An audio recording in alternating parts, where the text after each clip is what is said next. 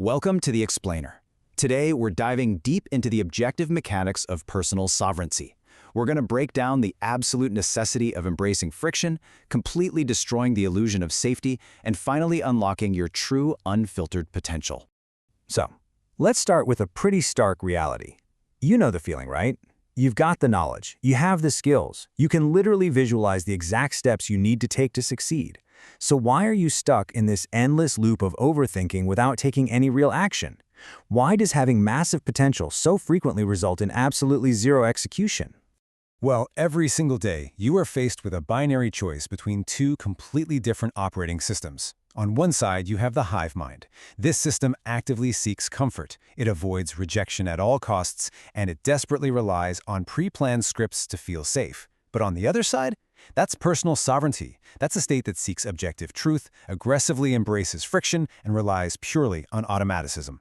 To really understand this, we have to define the hive mind accurately. Look, it's not just some abstract societal construct. It is a biological default. Your brain is hardwired to seek homeostasis. It constantly craves external validation just to maintain this fragile illusion of safety, and it literally treats the social pain of judgment or personal growth as if it were a mortal physical threat. And that biological default exposes exactly why planning in your safe space is a complete trap. Think about it. When you're sitting alone in your room, simulating scenarios in your head, your brain knows you aren't in any real danger. Because it's an efficiency machine, it absolutely denies you access to your real-time genius. It only feeds you past memories and anxieties. It simply won't unlock its true, innovative power until you are actually out there under real-world pressure. There is actually an exact biological window to this paralysis. At 1 second, you feel the raw, undeniable impulse to act. But by 3 seconds, your brain's defense mechanism kicks in and starts simulating the intense pain of social rejection. And by 5 seconds, it's over. You've completely rationalized why acting is a bad idea, and you are totally paralyzed. The emergency brake has been pulled. Part 1. Validation is poison. The death of truth. So how do we escape this paralysis? Well, we have to confront these toxic behaviors head-on. Average Level 2 behavior essentially treats external validation like a highly addictive poison. It acts solely to get a positive reaction, just to feel accepted and safe. Sovereign behavior, on the other hand, seeks absolute truth. To the sovereign mind, a warm acceptance and a brutal, harsh rejection are actually equal victories. Why? Because they both give you the objective truth and completely eliminate doubt. Because here's the harsh reality. Without action, your scoreboard is exactly zero. Zero results, zero connections, zero progress. Holding on to the cozy illusion of your potential while taking zero action makes that potential entirely meaningless. Reality doesn't care about what you could do. It only records what you actually do. Part 2. Entering the nucleus, the core override. Okay, so we need an override, a central state of personal sovereignty. We call this the nucleus. The nucleus is your unshakable core. It's an operating state where you act purely on truth, totally independent of external logistics. It means operating with absolute, unwavering certainty that you are the prize. You bring value simply through your presence alone, regardless of whether you currently lack money, status, or some perfectly crafted plan. And operating from the nucleus naturally leads us into a concept known as pure psychic automatism. This is the intense, almost clinical practice of acting completely without the filter of fear or social conditioning. It is about trusting your internal programming to such an incredibly high degree that you act instantaneously. You completely abandon the crippling filter of rehearsed dialogue and just execute. Now, how do you actually trigger this incredible state? Behavioral mechanics dictate that you have to use the death ground strategy.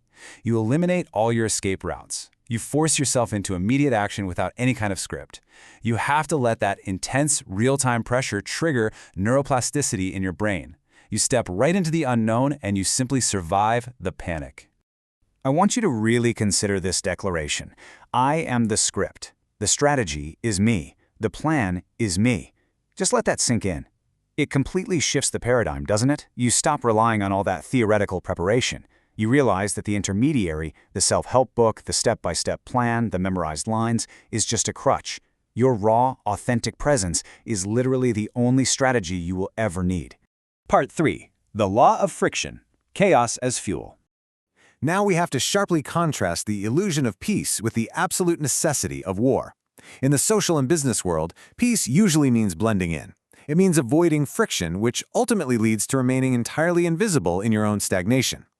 War, in this context, means introducing controlled chaos. It means actively forcing polarization. It's about creating the necessary friction that sparks explosive personal growth. You have to understand the fundamental physics of reality here. Creation inherently requires destruction. If you are truly imposing your truth onto the world, you will inevitably shatter the comfortable illusions of other people. And when they react negatively, with judgment, anger, or resistance, that is simply the physical confirmation of your gravity and your impact. Friction is not a sign that you're failing. It's the absolute prerequisite for moving forward. Part 4. Transmuting rejection into power. So, if we know this friction is totally guaranteed, how do we mechanically handle it when it hits? Here are the actionable mechanics for transmuting that friction. Step 1. Enter the chaos immediately. Act within that 3-second window before the brain can simulate fear. Step 2. Clinically isolate the rejection. Treat a no as mere data, just information, not a personal indictment of your character. Step 3. Transmute it to power. Take that raw negative energy, that spike of adrenaline and panic, and intentionally convert it into a deeply grounding, unshakable presence. This brings us to the ultimate sovereignty concept, the win-win or no-deal paradigm. You present radical, completely unfiltered honesty. You demand mutual value and absolute consent. You systematically eliminate the murky gray area of people-pleasing negotiation. Basically, you're using your truth as an immediate, brutal filter to disqualify anyone or anything that doesn't align with your reality. Because if a situation, a client, or a person simply cannot meet you in that truth, you do not compromise. You never lower your standards just to make them comfortable. The only objective, acceptable answer is next. You cut ties and you move forward without a single ounce of hesitation. At the end of the day, reality is the only judge.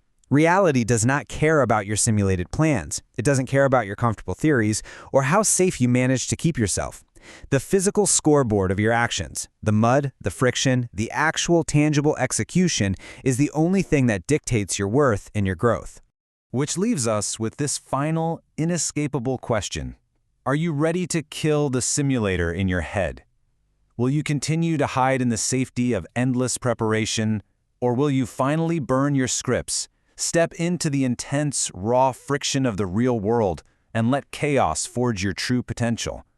The choice and the consequences are entirely yours.